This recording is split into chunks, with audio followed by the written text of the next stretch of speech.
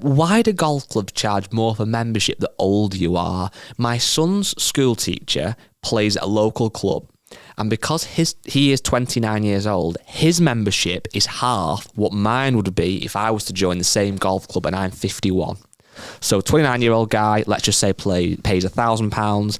51-year-old guy has to pay £2,000. Is it fair? Do you agree with it? Can you see the point in it? I think you have to taper costings for younger members. Mm-hmm. I think there should also be a cut-off point, certainly maybe over 25, where probably everyone's fee then is the same. Yeah, it's a funny one, isn't it? Because I can kind of get his point, but at the same time, you wouldn't expect a 14-year-old junior to pay the same as a full member. And I suppose the junior doesn't always get the same rights as a full member. Maybe there's certain competitions they can't play, or they can't go in certain parts of the clubhouse, right or wrong, or whatever. That's kind of the rule. And obviously then when you're a student at university, and you might be 18 or 19, which is legally a grown-up, but you can't afford it, so I kind of get that.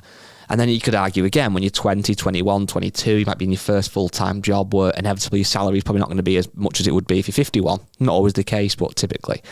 But like you said, there has to then be a cut-off point, doesn't it?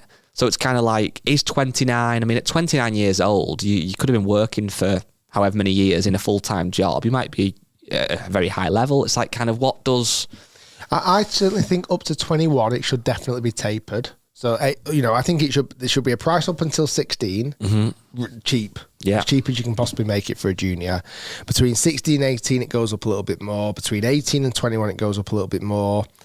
You could argue then from 21, it goes to full price. You could put one more little bit in. I like 25. 21 and 25. Yeah. And then it's... But then it's full price. I think the argument is, though, and back to the first email, is that he said about old members. Golf clubs understand that old members are important. There's a lot of golf clubs with a lot of old members, and that's fine. They should be treated just as well as anybody else. But to survive, golf club need new members, don't they? Younger members who are going to come and hopefully be members for 30, 40 years and spend money on alcohol and green fees and whatever it might be at that golf club. So if it is expensive for people under the age of 30, you might turn them away from either your golf club or golf in general, in which case, as bad as it sounds, when your membership gets to the point where they're either not playing golf or, God forbid, pass away, how are you filling that gap? Yeah. So you kind of need to entice them, but keep it fair. It's tough, isn't it? Is there many green places that the memberships then price goes lower as you do get older? Not that I'm aware of, but I wouldn't be surprised if there's some... We had a member at my golf club years ago who was like, that sounds bad, ludicrously old, who shouldn't really have probably been driving because he wasn't the best. But anyway, and I'm sure he either had a cheap or free membership. It's almost like it's a one-off. It's like, it's almost like a nice thing. I'm almost thinking of like, let's say a senior membership rate.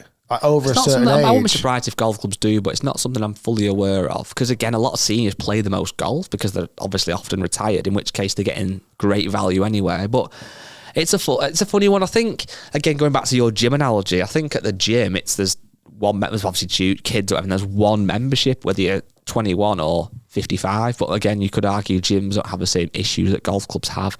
I don't know. Do many golf clubs have like peak and off-peak memberships?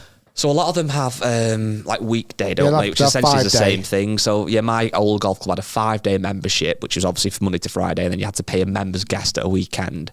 Then they had one called Silver, which meant you were a member of the golf club. You could have a handicap and play all the comps, but every time you played, you had to pay a green fee, which was kind of like, it meant you could play comps though, because obviously the difference is if you're mates with a member, then you could always pay a green fee, but you clearly couldn't play comps or whatever. Whereas as a Silver, you could do everything. I think my brother did it one year because he wasn't playing a lot of golf, but ended up finding out he played less because he wanted to go and play on like a Wednesday. And he's like, can I bother going paying 30 quid or whatever it is to play, well, maybe a bit less than that, but to pay a green fee. And then in the end, you end up not playing at all, losing the portion of membership you have paid, because that might have been 300, 400, 500 quid that you had to put down initially to become a Silver member.